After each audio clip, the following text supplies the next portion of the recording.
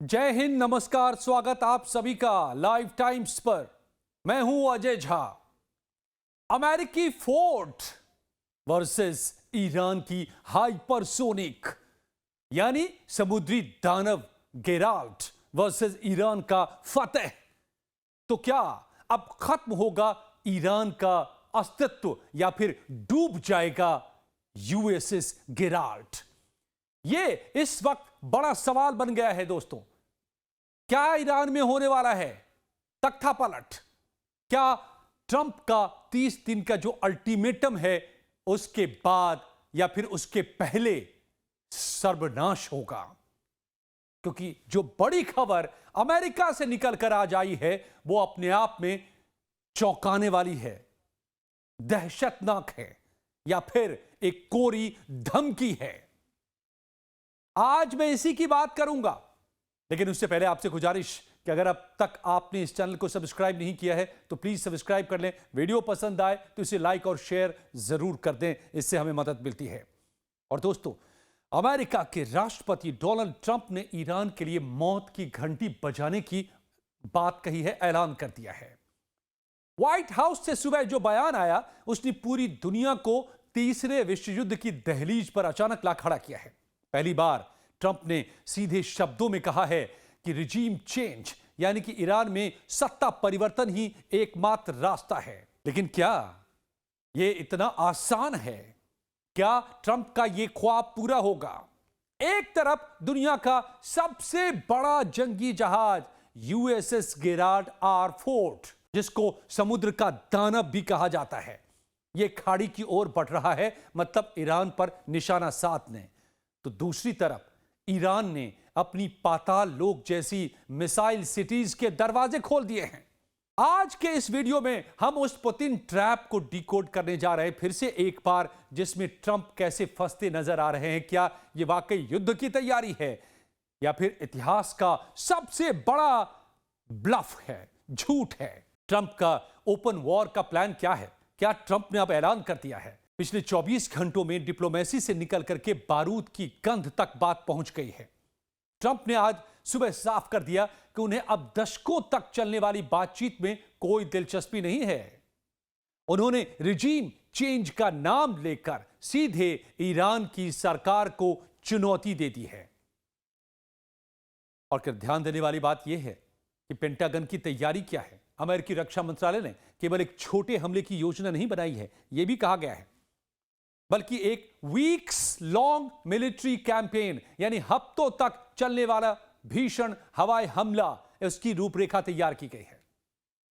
Trump का कहना है कि अगर 30 दिन में ईरान उनकी शर्तों पर नहीं झुका तो नतीजे ट्रिमेंडस होंगे, यानी अतुलनीय होंगे, भयानक होंगे। ये सारे अल्फाज इस्तेमाल किए गए हैं और डिप्लोमेसी में इसके बड़े मायने होते हैं। ये शब्द डराने वाले हैं क्योंकि ये सीधे तौर पर एक पूर्ण युद्ध यानी कि टोटल वॉर की ओर इशारा करते हैं।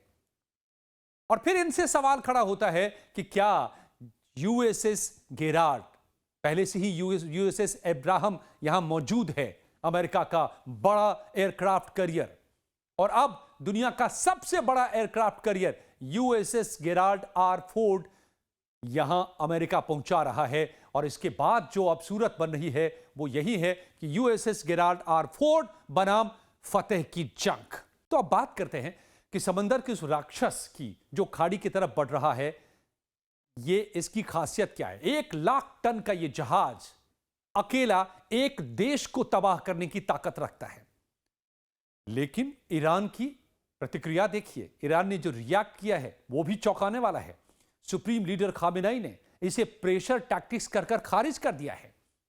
आईआरजीसी यानी ईरान के रिवॉल्यूशनरी गार्ड्स ने तो और भी खतरनाक धमकी दी है। उन्होंने कहा कि अगर ईरान की जमीन पर एक भी कंकड़ गिरा तो खाड़ी में मौजूद हर अमेरिकी बेस उनकी मिसाइलों की जद में होगा। और सिर्फ बातें नहीं, ईरानी मीडिया ने जानबूझकर अब फतेह हाइपरसोनिक मिसाइलों के वीडियोज रिलीज किए हैं।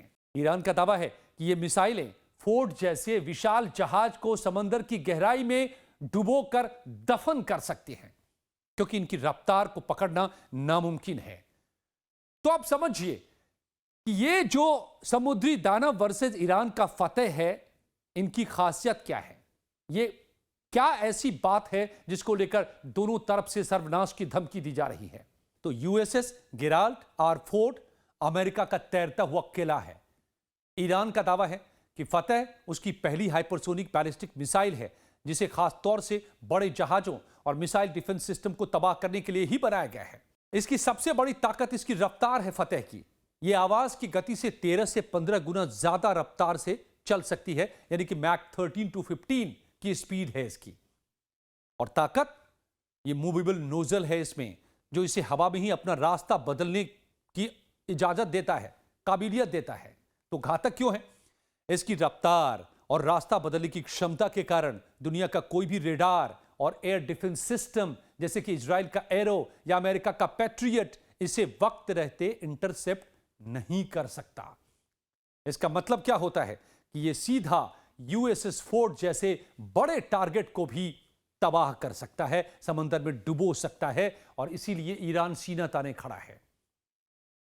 अब एक बात अहम आपको युद्ध नीति के बारे में बताता हूं मैं, जो यहां पर सूरत पर नहीं है। वो क्या हो सकता है? यूएसएस गेराल्ड आर फोर्ड और फतेह के बीच किल जोन की बात करते हैं। यह एक बहुत ही खतरनाक कैट एंड माउस गेम होता है युद्ध के वक्त में, और वही सूरत यहां पर उभरती नजर आ रही है। सैन्य रणनीति में किल जोन वो दूरी होती है जहां एक हथियार अपने लक्ष्य को 100% तबाह करने की क्षमता रखता है। तो आइए इसके गणित और भूगोल के नजरिए से भी इसको समझ लीजिए कि जो ईरान और अमेरिका के बीच में, या फिर समुद्री दानव जिसको कहा जाता है, उस गेराल्ड और ईरान के फतेह के बीच में ये कैट और माउस का गेम यानी किल जोन कैसा तैयार हो रहा है। फतेह का स्ट्राइक जोन है 1400 किलोमीटर, यानी कि 1400 किलोमीटर दूर तक ये जा करके पलक झपकते ही अपने लक्ष्य को तबाह कर सकता है, और कोई डिफेंस सिस्टम इसको रोक नहीं पाएगा। अब खतरा क्या है? यूएसएस जैसे ही यूएसएस फोर्ड ओमान के तट या फारस की खाड़ी के मुहाने यानी कि होर्मुज के 1400 किलोमीटर के दायरे में पहुंचता है, तो वो फतेह के रेडार पर होता है। तो फिर गणित क्या है? मैक 15 की रफ्तार का मतलब है लगभग 5 किलोमीटर प्रति सेकंड। एक पलक आपने झपकाया और यह मिसाइल 5 किलोमीटर पहुंच गया। अगर ईरान के तट से यह मिसाइल दागता है, ईरान अपने तट से, तो उसे यूएसएस फोर्ड तक पहुंचने में केवल 4 से 5 मिनट लगेंगे। और इतने कम समय में इतने बड़े जहाज को अपनी पोजीशन बदलना लगभग नामुमकिन है। अब दूसरी तरफ यूएसएस गेराल्ड आर फोर्ड को भी समझिए। उसका कॉम्बैट रेडियस है 800 से 1000 किलोमीटर। अमेरिका की ताकत उसके जहाज में नहीं, बल्कि उस पर तैनात F-35C और FA-18 सुपर होमिट्स हैं। किल जोन क्या है? इन लड़ाकू विमानों की मारक क्षमता बिना हवा में ईंधन भरे लगभग 800 से 1000 किलोमीटर है। तो अमेरिका की कोशिश होगी कि वो ईरान के तट से तकरीबन 1100 किलोमीटर की दूरी पर गेराल्ड को स्टेशन करे, रोक दे समंदर में ही, और ताकि वो फतेह के मैक्सिमम रेंज के करीब हो लेकिन महफूज भी रहे। और यहां से उसके जेट्स उड़ान भरेंगे और फिर बीच रास्ते में टैंकर एयरक्राफ्ट से फ्यूल लेकर ईरान के मिसाइल लॉन्च पैड को तबाह करेंगे। तो डेड जोन क्या है? इसमें शुरू होता है कहां पर? असली तबाही तब शुरू होती है जब जहाज ईरान के तट के 500 किलोमीटर के करीब आ जाए। इसे डेड जोन कहा जा रहा है। यहां ईरान के सुसाइड ड्रोन्स के झुंड सक्रिय हो जाते हैं, और फिर एंटी शिप क्रूज मिसाइलें रडार के नीचे उड़कर आती हैं, और अमेरिकी एजीज डिफेंस सिस्टम पर एक साथ सैकड़ों लक्ष्यों को ट्रैक करने का दबाव बढ़ जाता है, क्योंकि ईरान ये नुस्खा अपना चुका है, ये तरीका इजराइल के ऊपर। एक साथ मिसाइलों की बारिश कर दो, एक साथ ड्रोन्स की बारिश कर दो। अब ट्रैक करे डिफेंस सिस्टम तो कितने को ट्रैक करे और कितने को डिफेंड करे, कितने को हवा में उड़ाए? ये एक बड़ी भारी मुसीबत हो जाती है। और इसी वजह से ईरान इजराइल के आयरन डोम को भेजते हुए ईरानी कई मिसाइल जमीन तक पहुंच गए, कई ठिकानों को तबाह कर दिया। और यही नुस्खा अब ईरान अपना रहा है। और इसी को लेकर के ईरानी सेना ने साफ कर दिया है, वीडियो जारी करके दिखा दिया है कि हमारे जो धरती के नीचे गुफाओं में या अंडरग्राउंड जो बंकर्स है उसमें एक दो नहीं, एक 200 नहीं, एक 2000 नहीं, 3000 के करीब, 2,500 से 3000 के करीब मिसाइलें और उससे ज्यादा भी, क्योंकि बड़ी रफ्तार से इन दिनों मिसाइल का प्रोडक्शन ईरान में चल रहा है। इसके लिए बाकायदा चीन से भी कई केमिकल्स खरीदे गए हैं पिछले दिनों ईरान के द्वारा। न जाने कितने हजार मिसाइलों का जखीरा अंडरग्राउंड है, जहां तक अमेरिका की पहुंच नहीं है। अमेरिका के पास कोई हथियार नहीं, हैमर मिसाइल भी नहीं जो पहुंच जाए उतनी गहरे तक और तबाह कर दे मिसाइल को।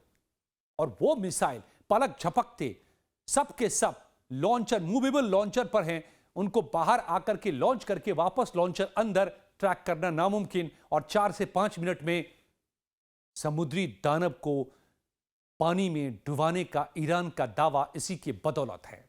तो किसका पलड़ा भारी है?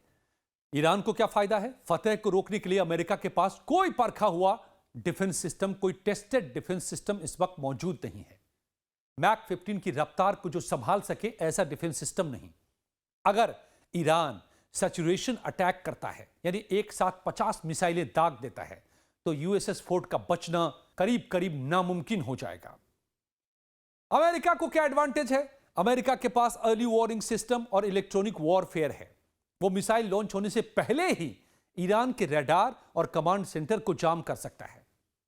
तो फिर अगर यूएसएस फोर्ट 1000 किलोमीटर दूर है और वो शिकारी है, अगर वो 500 किलोमीटर के अंदर आता है तो वो शिकार बन सकता है।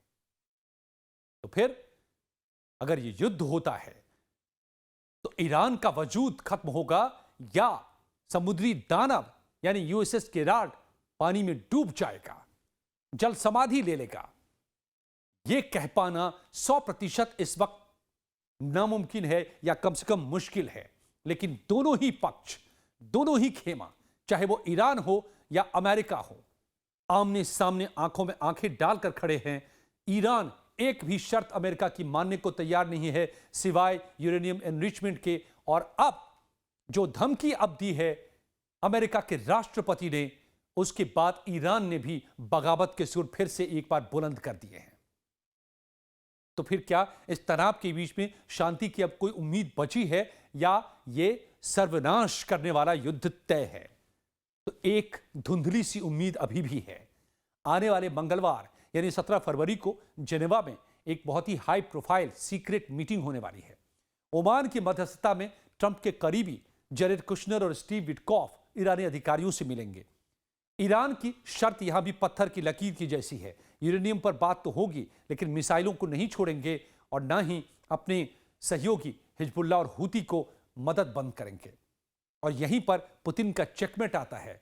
पुतिन यही चाहते हैं कि ट्रंप ईरान पर हमला करें, क्योंकि अगर अमेरिका ईरान के दलदल में फंसा तो यूक्रेन से अमेरिकी मदद पूरी तरह से बंद होगा और फिर यूक्रेन पर पूरी तरह पुतिन का कब्जा होगा।